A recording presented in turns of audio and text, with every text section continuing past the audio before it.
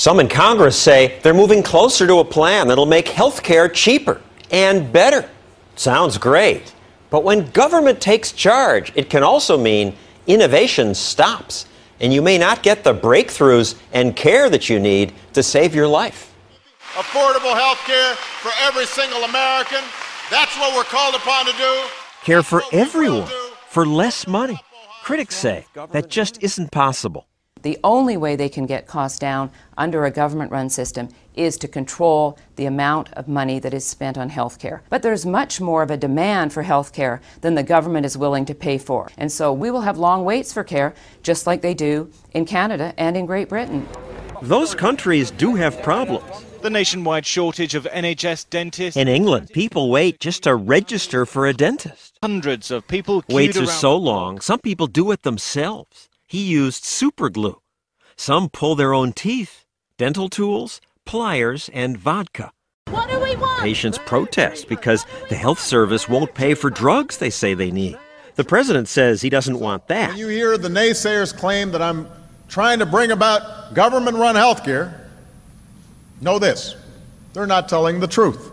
But once he did say that if he were starting from scratch, I would probably go with a single-payer system.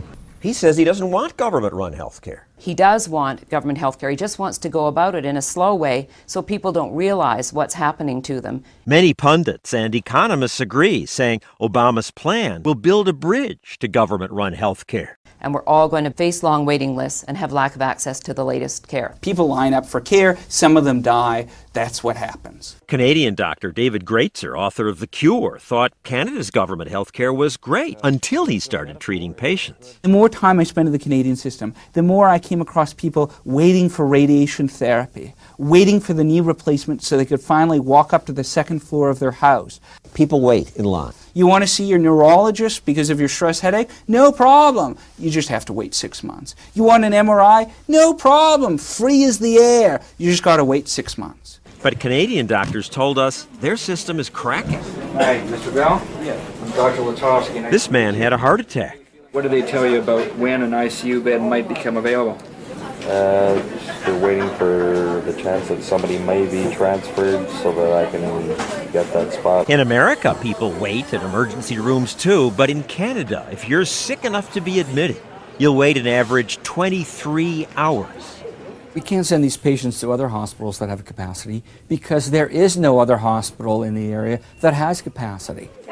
There was no bed for this little girl, and she had no pediatrician that her parents could take her to monitor her seizures. In fact, 1.7 million Canadians say they can't get a family doctor.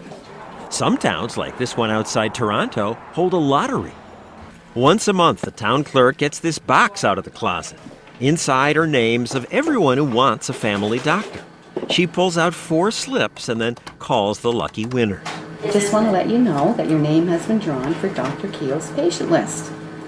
Oh, you're quite welcome. Others in town must wait. We can arrange that. Businessman Rick Baker makes money from Canadian rationing.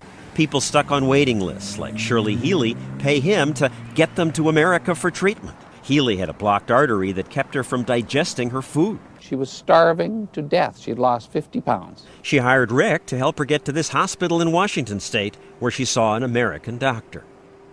The doctor said that I would have only had a very few weeks to live. Yet the Canadian government calls her surgery elective. The only thing elective about this surgery was I elected to live. When this Canadian woman was about to give birth to quadruplets, she was told, sorry, all the neonatal units are too crowded. She had to fly to Montana. Actress Natasha Richardson is said to be in critical condition. After Natasha Richardson fell while skiing outside Montreal, she needed a high-tech trauma center. But there wasn't one within hundreds of miles. And there were no medevac helicopters to take her to one. So yes, our profit-driven system is expensive and sometimes wasteful, but it's that pursuit of profit that's given us inventions that save lives. This is the country of medical innovation. This is where people come when they need treatment. Thousands come here from countries with government health care. When this Spanish tenor got cancer, he came to America. So did this sheik from the United Arab Emirates, Italy's prime minister, and Archbishop Desmond Tutu. Literally, we're surrounded by medical miracles. Death by cardiovascular disease has dropped by 2/3 of the last 50 years. You got to pay a price for that type of advancement. Who says all Breakthroughs like birth control pills and robotic limbs wouldn't have happened without the possibility of big profit, says Grace Marie Turner of the Galen Institute. I want companies to come up with cures for Parkinson's, cures for cancer, cures for Alzheimer's. Unless there is a reward for them to do that, we're not going to have those new medicines. Well, government has researchers. We have the NIH. Government is responsible for 4% of the drugs on the market today. She's right.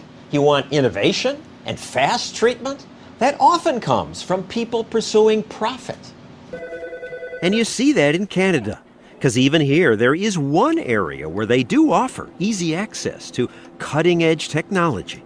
CT scan, endoscopy, thoracoscopy, laparoscopy. Available all the time. 24 hours, 7 days a week. Patients rarely wait. If I see a patient that's torn a cruciate ligament in that patient's knee, we can generally have that patient scheduled within probably a week. But you have to bark or meow to get that kind of treatment. Want a CT scan in Canada? Private vet clinics say they can get a dog in the next day. For people, the waiting list is a month.